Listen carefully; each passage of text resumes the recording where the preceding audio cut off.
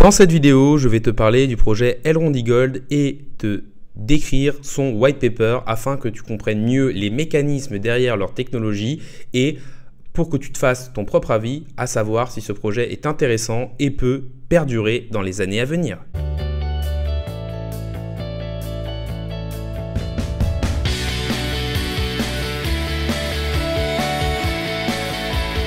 Salut à tous, c'est Inspecteur Crypto, bienvenue dans la vidéo du jour qui va parler du projet Elrond eGold. Je vais faire une vidéo un peu dans le même style que celle que j'avais fait sur Atom Cosmos, c'est-à-dire vous décrire le white paper du projet pour que vous puissiez mieux le comprendre en essayant de simplifier un maximum la chose et de résumer un maximum la chose.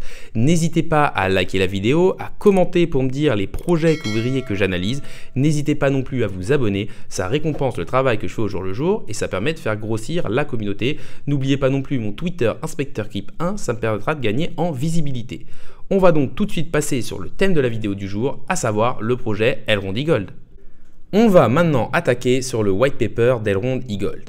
Elrond eGold est un projet qui vise à être une blockchain à l'échelle d'Internet en simplifiant au maximum les processus pour attirer un maximum d'utilisateurs. Ils ont déjà développé le Maiar Wallet qui est très simple d'utilisation et qui permet d'envoyer des crypto-monnaies grâce à son téléphone portable.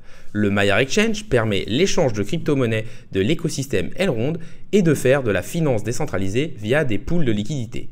Enfin, il y a le Maiar Launchpad sur lequel les nouveaux projets peuvent se lancer sur la blockchain Elrond. Elle vise une grande scalabilité via le sharding et le proof of stake. C'est une blockchain EVM compatible, c'est-à-dire que son langage de programmation est compatible avec la machine virtuelle d'Ethereum, ce qui permet d'attirer beaucoup de développeurs et aussi énormément de projets. Le sharding vise à segmenter la blockchain en plusieurs éléments afin d'être plus scalable pour que les validateurs n'aient pas à retélécharger toute la blockchain pour valider les blocs. Le proof of stake est un mécanisme de validation d'une blockchain où les jetons vont être stakés pour sécuriser le réseau.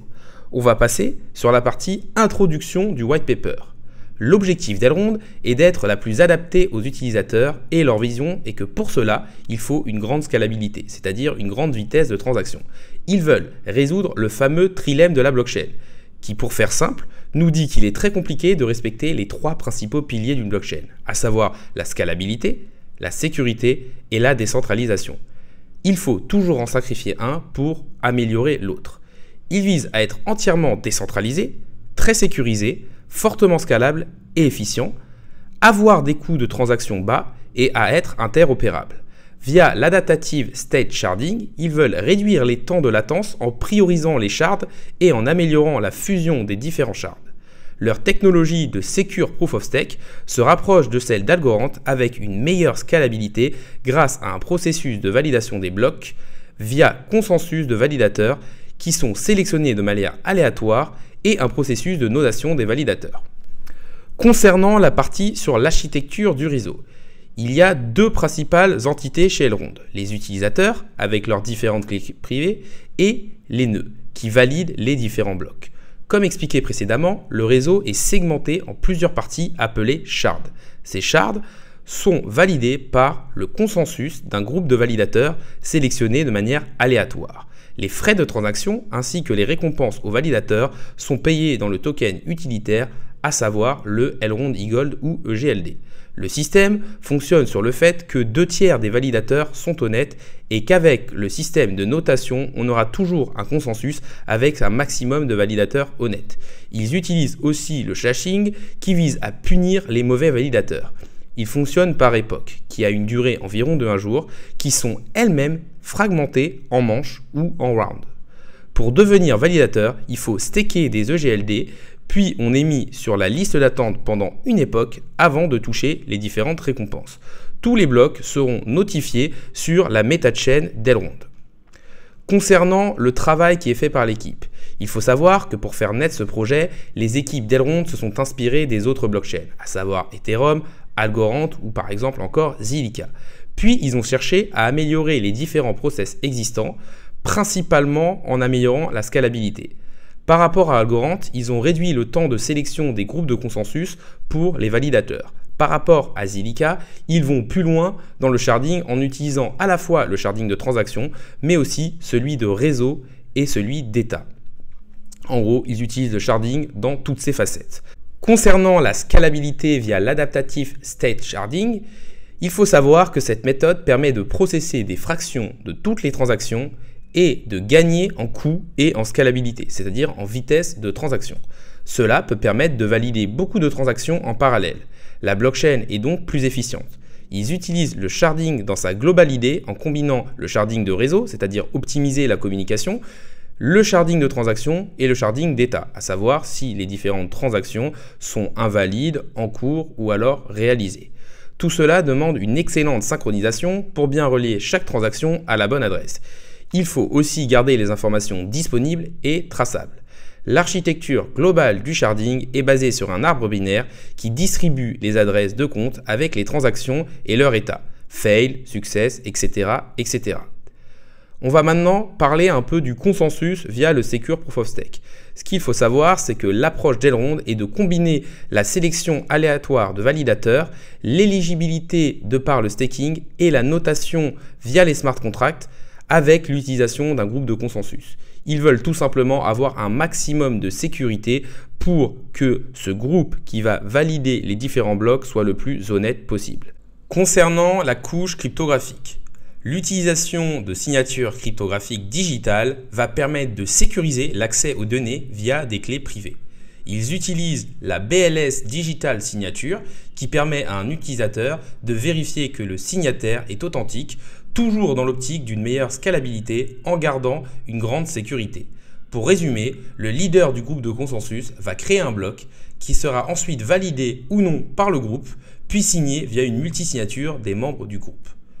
Concernant l'exécution croc-shard, il faut savoir que cette technologie inclut des communications entre les shards permettant une meilleure réconciliation et un accès aux données accru. Tout simplement, on va pouvoir avoir les bonnes adresses avec les bonnes transactions et accéder facilement aux données à tout moment. Maintenant, on va passer sur la partie smart contract. Il faut savoir que les smart contracts sont primordiaux pour l'exécution des transactions, des applications décentralisées et même la finance décentralisée. Elles sont à la base de la technologie blockchain. Elrond vise une EVM compatible afin d'utiliser la large base des applications développées sur Ethereum. Comme Cosmos, l'interopérabilité peut être implémentée grâce à la Virtual Machine adaptative d'Elrond. Ils utilisent le K-Framework qui est une structure de logiciel qui permet une meilleure adaptabilité. Ils ont une grande diversité de langages de programmation, à savoir YLE, KEVM et le WebAssembly, ce qui facilite l'attraction de nouveaux projets et de nouveaux développeurs.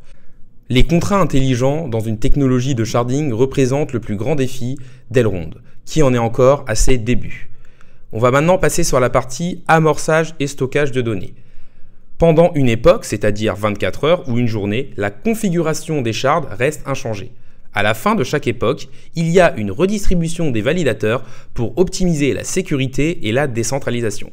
Les époques sont elles-mêmes divisées en rounds d'une durée de 5 secondes.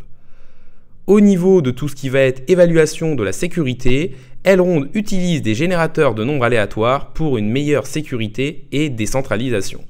Il doit être non prévisible et efficient pour aider à la scalabilité et à l'utilisation du réseau.